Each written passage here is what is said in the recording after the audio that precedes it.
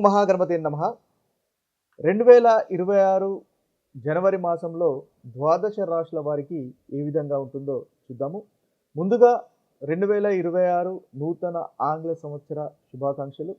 ఈ నూతన ఆంగ్ల సంవత్సరము ప్రతి ఒక్కరికి అనుకున్నటువంటి ఫలితాలు తీసుకురావాలి.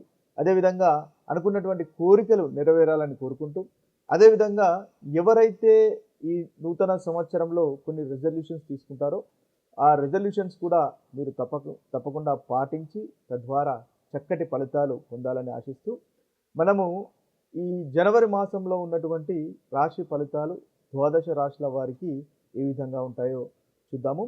అయితే ఈ జనవరి మాసంలో ముఖ్యంగా గ్రహచారాన్ని, అంటే ఏ విధంగా గ్రహాలు సంచరిస్తున్నాయో కనుక చూసినట్టయితే ఒక చక్కటి యోగము అనేది మనకు కనిపిస్తుంది.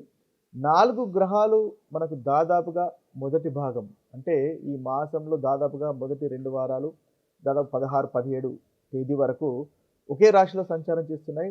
అదేవిధంగా దాని తర్వాత ఇంకొక రాశిలో సంచారం చేస్తున్నాయి. అంటే ముఖ్యంగా మనం చూసుకున్నట్టయితే మనకి బుధుడు, శుక్రుడు, అదేవిధంగా రవి, కుజుడు, ఈ 4 గ్రహాలు ముందుగా ధనస్సు రాశిలో సంచారం చేస్తున్నాయి. ఆ తర్వాత అంటే 2వ భాగంలో జనవరి మాసంలో మకర రాశిలోకి సంచారం చేస్తున్నాయి. ఇది మనకు ఉన్నటువంటి చక్కటి గ్రహస్థితి. ఇక మిగతా గ్రహాలు కనుక చూసుకున్నట్టయితే మనకు శని మనకు మీన రాశిలో సంచారం చేస్తున్నాడు. అదేవిధంగా గురువు మనకి మిథున రాశిలో సంచారం చేస్తున్నాడు, వక్రీకరించి ఉన్నాడు. కేతువు మనకు సింహరాశిలోను, అదేవిధంగా మనకు రాహు వచ్చేసి కుంభరాశిలో సంచారం చేస్తున్నాడు. ఇవి స్థూలంగా మనకు ఈ మాసంలో ఉన్నటువంటి గ్రహస్థితి. వీటిని ఆధారంగా చేసుకొని మనము ఈ రాశుల వారికి 12 రాశుల వారికి ఎలాంటి ఫలితాలు కలుగుతున్నాయో చూద్దాం. వృశ్చిక రాశి వారికి ఈ జనవరి మాసంలో ఎటువంటి ఫలితాలు కలుగుతున్నాయో ఒకసారి చూసినట్టయితే, వృశ్చిక రాశి వారికి ముఖ్యంగా కుజుడు 2వ భావంలో చాలా బాగున్నాడు, రవి కూడా 2వ భావంలో బాగున్నాడు, అదేవిధంగా శుక్రుడు ఈ మాసం మొత్తము బాగున్నాడు. అయితే ఈ రాశి వారికి దాదాపు మిశ్రమ ఫలితాలు, అధికంగా అనుకూలత కలుగుతుందని చెప్పవచ్చు. ఎందువల్లంటే శుక్రుడు కంప్లీట్గా మనకు మాసం మొత్తము వీరికి అనుకూలంగా ఉన్నాడు. 2వ భాగంలో మొదటి భాగంతో కనుక పోలిస్తే 2వ భాగంలో అంటే 3, 4 వారాల్లో ఇంకా చాలా చక్కగా అనుకూలత అనేది పెరుగుతుంది. ఎందువల్లంటే కుజుడు కూడా మీకు అనుకూలంగా వస్తాడు, రవి కూడా అనుకూలంగా వస్తాడు. కాబట్టి 2వ భాగంలో ఇంకా చాలా చక్కటి ఫలితాలు మనకు అధికంగా కలుగుతాయని చెప్పవచ్చు. అయితే శుక్రుని వల్ల ముఖ్యంగా శుక్రుడు ఈ వృశ్చిక రాశి వారికి 12వ అధిపతి, అదేవిధంగా సప్తమాధిపతి. కాబట్టి మనకు దాంపత్యానికి సంబంధించినటువంటి విషయాల్లో అనుకూలత ఉంటుంది, వివాహానికి సంబంధించినటువంటి విషయాల్లో అనుకూలత ఉంటుంది, పార్ట్నర్స్కి సంబంధించినటువంటి విషయాల్లో అనుకూలత ఉంటుంది, భార్య భర్తల మధ్య సంతోషము, ఆనందము అనేది ఉంటుంది, ప్రేమ వ్యవహారాలు అనుకూలంగా ఉంటాయి, అధికారం వస్తుంది, ప్రాస్పరిటీ పెరుగుతుంది, ఇంటికి సంబంధించినటువంటి విషయాల్లో, గృహానికి సంబంధించినటువంటి విషయాల్లో అనుకూలత అనేది ఉంటుంది, చక్కటి పురోభివృద్ధి అనేది ఉంటుంది, ధైర్యం అనేది పెరుగుతుంది, కమ్యూనికేషన్లో కూడా చాలా చక్కగా ఉంటుంది, ఆరోగ్యం మెరుగుపడుతుంది, రియల్ ఎస్టేట్ రంగంలో ఉన్న వారికి 2వ భాగంలో చాలా చక్కగా ఉంటుంది, అనుకున్నటువంటి పనులు మీరు పూర్తి చేయగలుగుతారు. ముఖ్యంగా రాష్ట్రాధిపతి అయినటువంటి కుజుడు 3వ ఇంట్లో, అంటే రియల్ ఎస్టేట్కి సంబంధించినటువంటి విషయాల్లో అదేవిధంగా ముందుకు వెళ్ళగలుగుతారు. అయితే వీరికి 2వ భాగంలో చాలా చక్కగా కనిపిస్తుంది, రవి కూడా చాలా చక్కగా ఉన్నాడు. అయితే జాగ్రత్తలు తీసుకోవాల్సినటువంటి కనుక మనం ఒకసారి గమనించినట్టయితే కాస్త ధన నష్టం కనిపిస్తుంది, కంటికి కానీ భార్యకి కానీ ఆరోగ్య విషయంలో కాస్త ఇబ్బందులు మనకు కనిపిస్తున్నాయి. కాబట్టి ఆ విషయంలో కాస్త జాగ్రత్త పడాలి. ముఖ్యంగా అది మొదటి భాగంలో ఉంటుంది కాబట్టి, మొదటి 2 భాగాల్లో ఉంటుంది కాబట్టి ఆ విషయంలో జాగ్రత్త పడండి.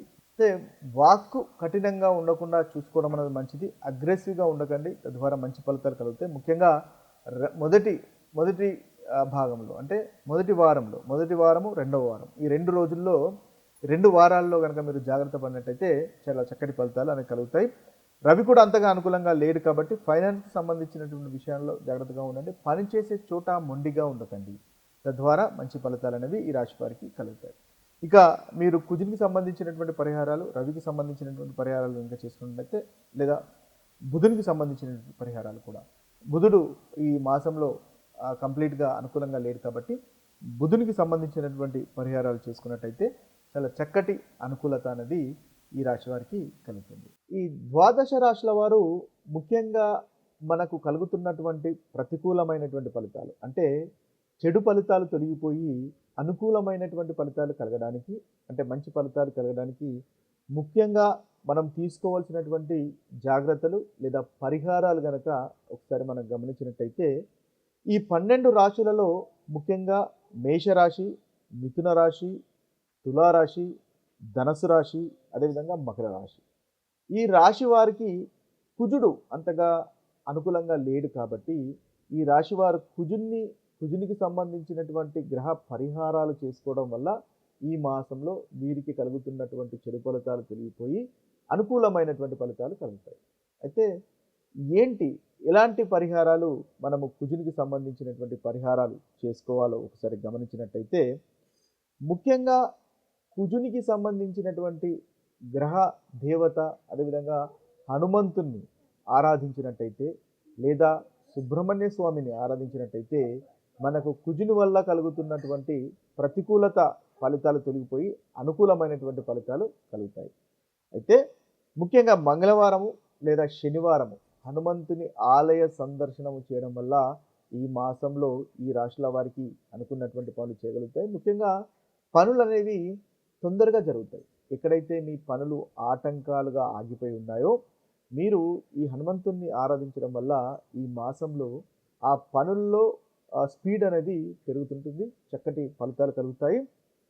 అదేవిధంగా కుజునికి సంబంధించినటువంటి బీజ మంత్రాన్ని కూడా మీరు ఇంట్లో పఠించవచ్చు. ముఖ్యంగా ఓం క్రీం కుజాయ నమః అనేటటువంటి బీజ మంత్రాన్ని 108 సార్లు పఠించండి. లేదా ఓం అంగారకాయ నమః అనేటటువంటి బీజ మంత్రాన్ని కూడా 108 సార్లు పఠించినట్టయితే ప్రతిరోజు మీకు ఈ మాసంలో ఉన్నటువంటి చెడు ఫలితాలు తెలియపోతాయి. ముఖ్యంగా మనం చూసుకున్నట్టయితే పరిహారాలు అనేక రకాలుగా ఉంటాయి. అంటే మనకు మంచి జరగాలి కాబట్టి మనము వివిధ రకాలైనటువంటి పరిహారాలు చేసుకుంటూ ఉంటాము. అయితే మంచి జరగాలి అంటే అనేక రకాల విధాలుగా మనము ఈ పరిహారాలను ఆచరించవచ్చు. ముఖ్యంగా మనము భక్తి ద్వారా చేయవచ్చు, అదేవిధంగా కర్మ ద్వారా పరిహారం చేయవచ్చు, అదేవిధంగా బిహేవియర్ మీ ఆచరణ ద్వారా కూడా పరిహారాలు చేయవచ్చు. అంటే ఈ కుజుని వల్ల కలుగుతున్నటువంటి ప్రతికూలత తొలగిపోవడానికి ముఖ్యంగా కోపంగా ఉండకుండా ఉండడము, అహంకారాన్ని ప్రదర్శించకుండా ఉండడము, అగ్రెసివ్గా ఉండకుండా ఉండడం అనేది కూడా చక్కటి పరిహారంగా కలుగుతుంది. ఇలా మీ బిహేవియర్లో కనుక మార్పు వచ్చినట్టయితే ఆటోమేటిక్గా మీకున్నటువంటి గ్రహాల యొక్క స్ట్రెంగ్త్ అనేది పెరుగుతుంటుంది. ఎందువల్లంటే మనకు ప్రకృతి అనేది ఆ విధంగా మనకు ప్రవర్తిస్తుంది కాబట్టి మీ యొక్క బిహేవియర్లో కనుక మార్పు వచ్చినట్టయితే చక్కటి ఫలితంగా కలుగుతుంటుంది. ఈ కుజునికి సంబంధించినటువంటి విషయంలో అహంకారం తగ్గించుకోవడం వల్ల మంచి ఫలితాలు అనేవి కలుగుతాయి. మీకు ఒకవేళ ప్రాపర్టీకి సంబంధించినటువంటి విషయాల్లో కానీ లేదా వాహనానికి సంబంధించినటువంటి విషయాల్లో కానీ ల్యాండ్ ప్రాపర్టీస్ విషయాల్లో కానీ ఒకవేళ ఇబ్బందులు కనుక పడుతున్నట్టయితే ఈ అహంకారాన్ని తగ్గించుకోవడము, ఇంట్లో కోపాన్ని తగ్గించుకోవడం వల్ల కూడా అది పాజిటివ్గా మారుతుంది. తద్వారా ఆ ఫలితాలు కూడా మీకు తొందరగా వస్తాయి అనేది గుర్తుపెట్టుకోండి. ఇక చూసుకున్నట్టయితే కుజుడు అనుకూలంగా లేడు కాబట్టి తీసుకునేటటువంటి ఆహార విషయంలో రక్తానికి సంబంధించినటువంటి ఆహారం విషయంలో బీట్రూట్స్ కానీ లేదా క్యారెట్స్ కానీ బాదాలు కానీ ఇలాంటివి తీసుకోవడం వల్ల కూడా మీకు చాలా చక్కటి ఫలితాలు ఉంటాయి. ఆ కుజునికి సంబంధించినటువంటి ఎనర్జీ తగ్గిపోతుంది. ఆ ఎనర్జీని మీరు ఇంట్లో మళ్ళీ దాన్ని రీప్రొడ్యూస్ చేసుకోవడానికి ఉపయోగపడుతుంది. ఇది ముఖ్యంగా కుజునికి సంబంధించినటువంటి పరిహారంగా మనం చూడవచ్చు.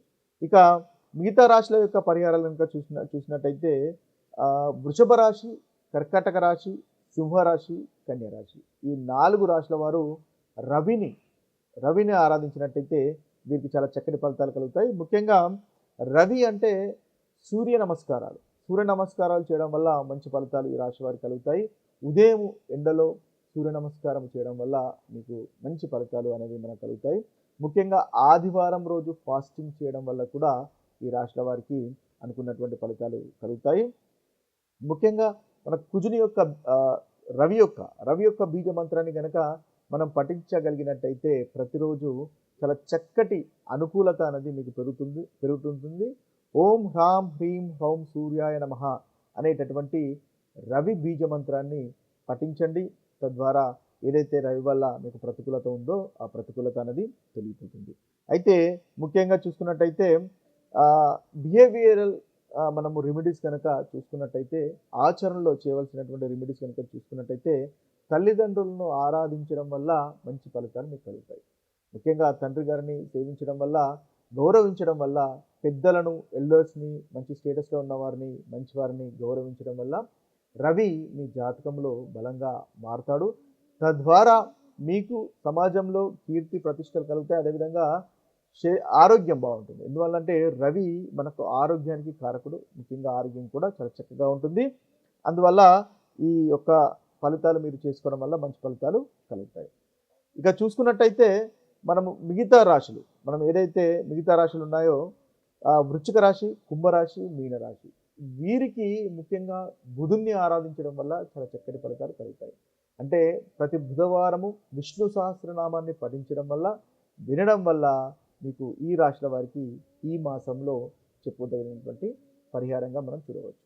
ఇవి స్థూలంగా ఈ రాశుల వారికి ఈ మాసంలో తీసుకోవాల్సినటువంటి పరిహారాలు. మరొక వీడియోలో మరొక రాశి ఫలితాలతో కలుద్దాము. అంతవరకు సెలవు. సర్వే జన సుఖినో భవంతు. సర్వే సుజన సుఖినో భవంతు. నమస్తే.